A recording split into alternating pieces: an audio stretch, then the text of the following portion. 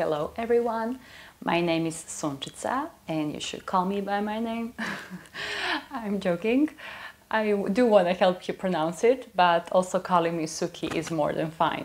My name is a little bit complicated to pronounce. I guess people tend to understand the Sunči part, but Ica is a little bit confusing, and I started lately for a couple of years to explain it as it's like in pizza, like how would you pronounce Ica, pizza, that is how Sunčica. And I worked a lot with, and I still do work with clients that are from all around the world. And I would always say, oh, it doesn't matter, just call me SukHi. And I actually don't care as much because, you know, it's not that important, at least not to me. Because I know sometimes people are trying to understand and they don't. But then I was like, maybe I'm robbing people of the opportunity to learn something new. And that's why I put extra couple of seconds to explain my name. But anything from Suki, Sunči, Sun, Sunshine, totally fine. All of my good nicknames, especially Suki, that's the nickname I carry from my childhood. I think this is the first video that I'm making where I'm speaking in English a little bit about yoga. I wanted to use this video as an opportunity to let you know that I'm going to start a month-long challenge in January, 1st of January. 5 minutes of yoga, yoga for busy people will be called, and no mat will be required. I think that's a really good challenge if you really are stuck or where to begin on yoga, or if you think that you need to carve out like 1 hour to just feel a little bit of a change or shift. It can be really important to dedicate yourself 5 minutes a day, every day for a month, and then from there build up a healthy routine, or just keep going to the things that you will learn during that month. I know that some people are really busy, have families, have kids, and simply much busier life. So on top of that, if we start adding a lot of things, that can feel like there's no way to find time for self. But 5 minutes a day, I do believe everyone can find. So in that sense, I'm definitely starting that challenge, and I hope you're going to follow it, unless you're practicing with me on some other way. And if you are here and you're not subscribed, please subscribe so you can receive the notifications about the challenge, and also share with others. I think also the most important part of the challenge is that you won't be needing prop or mat. In particular, you won't be needing mat. And because sometimes when we start new things, there's always a bunch of excuses. Oh my God, I need this, I need this, I need that. And therefore, in those thoughts, we get lost. So this won't be one of those challenges. You won't be needing mat. I'm the person who started practicing yoga, and I practiced it for months without mat. I just like couldn't afford it back then. And also I was like, maybe I'm not going to stick out to this, because previously in life I would start and stop things. So there was not much point in buying it at first. And I would like do one video that was lasting for 20 minutes for a couple of months every day, and it was just like consistent of standing poses. So, and then for example, I would do some reclining poses on the bed and so on. So I really want to remind people that yoga is not about the, you know, leggings or mat or props. It's really good if we have all that. It can certainly help the practice, but that shouldn't stop you to practice. And that the challenge will be actually to remind you of that. So I will keep some more posts about it.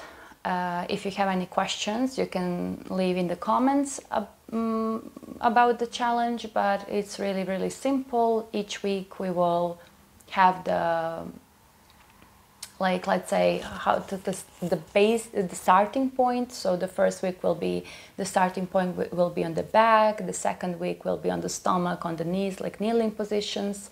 The third week we will standing, and the fourth week will be more meditative week, where we'll be in cross-legged position, for most of the time, or of course I'm going to give you some adjustments. So that is about the challenge, and now I'm also going to give you 3 reasons why you should practice yoga. So I discovered yoga when I was, I think, 19. It's almost 10 years, yeah. And well, more, but you know, until I stick to it, I was 20 already.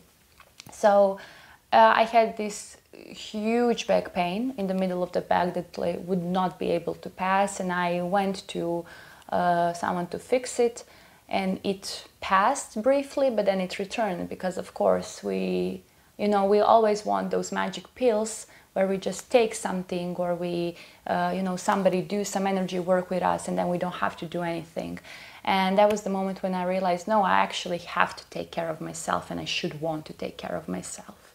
So I started yoga to, release the back pain, because previously I have tried it for a month, 2 in one studio nearby my house, and I was like, wow, yoga is really amazing. Like, this is all of the movement I ever wanted.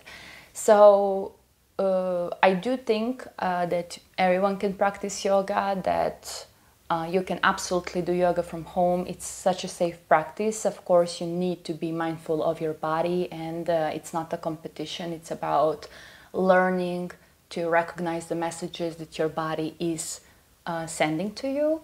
And the more you show up, the more you practice, even if it's just 5 minutes a day, the better that body-mind connection is. So the first reason is the physical one. Maybe I'm adding articles where I don't need, and I will certainly remove them from somewhere where they are needed. But yeah, I didn't find... I have been active practically my whole life in some way. I love walking. Walking always helped me ground, and I wouldn't have always such a mindful walk, because sometimes I would put earplugs, and I would, if I play some music, I would always imagine myself dancing and so on, or I would just imagine like my life is a movie and there was a background music. So my walks are not always mindful, and that is also like why yoga as a physical practice is the best of the best, because it really brings you into the present moment to feel whatever is going on with you physically, emotionally, mentally, and so on.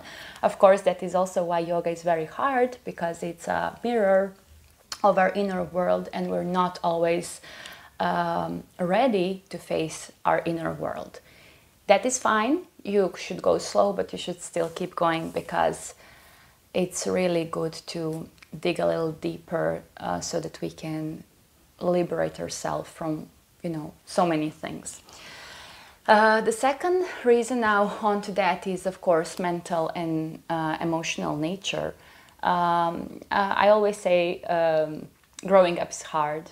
It's, we're growing up whole life, and in this after high school, university period, I was feeling completely lost, because I was enrolled in Faculty of Political Science, and the more I went into the faculty, the more I realized, oh my God, this is not for me. It never was. I did go into that faculty because there was no mathematics, there was no physics, so I was like, okay, this is perfect. And on first year of that faculty, there was philosophy, sociology, and some other subjects that I thought were cool and were interesting to me. But the more it went political, and the more I was understanding more or less what I can do with it, the less I liked it, and then I felt so lost, because I didn't know what to do with my life, and the only thing that I was going forward seemed so distant from me, that wasn't me. Anyway, all the time my practice with yoga started and kept going, and I was also developing meditation. So when I started yoga, for me meditation and physical practice of yoga were different. I didn't understand that that's the whole yoga, right? Because my meditation knowledge and interest came from law of attraction. I was trying to attract things, and so I was like, okay, I'm doing the meditation and I'm doing yoga, and then the more I learned, the more I understood how everything is really connected. And that is also the reason why I went deeper into yoga, because for me yoga is the philosophy that like has it all. It really covered all the layers: physical, mental, emotional, spiritual. And I was like, well, I don't need any other philosophy beside yoga. I mean, I love to learn, I love to read, but yoga like said it thousands of years ago and gave the tools, such a beautiful practical tools, that for me, I don't know, like the search for my yoga, for my personal philosophy was done. But yeah, there's so many things to discover, and yoga is so wide that I'm like, I know like 1%. And even if that is the knowing, but I have this experience that I like to share that came from really, really consistent practice. So I started yoga, including the meditation, and I had some issues on faculty, like I failed one year, so I had to pause, and that pause was like blessing in disguise, and I really felt it. And that is where I started, like I quit smoking and I started practicing yoga every day. So I'm a little bit maybe confusing you with the timeline, but never mind, it doesn't really matter so much. The first thing I noticed with the regular practice of yoga is that I was like able to follow the lecture of my professor from the beginning to the end. It really helped me so much with the focus when I was talking to people. When I'm excited, I tend to like interrupt people and so on, but like when people would speak to me, I would tend to listen more, I would tend to recognize what's going on in the person, in me, and so on. So noticing how it helped with my concentration and my focus was like, wow, this is really working. And also because I was doing yoga in the morning before everything, my day was simply starting off better. And I was like, well, I'm not changing this, I love this. Now, that doesn't mean my life was perfect, far from that, but it was something so grounding and so calming. And it was, okay, whatever happens in the day, the morning was mine, the time for myself was mine. So it was a good start.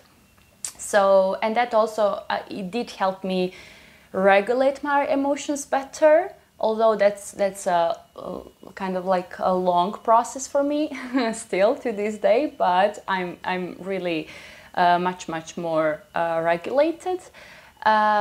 Yeah, I would notice I'm starting to get better at communicating things, of course, depending like if it's a, you know, a closer person or if it's a, I don't know, acquaintance. But it's really good to practice the calmness on acquaintances, on people that mean nothing to us.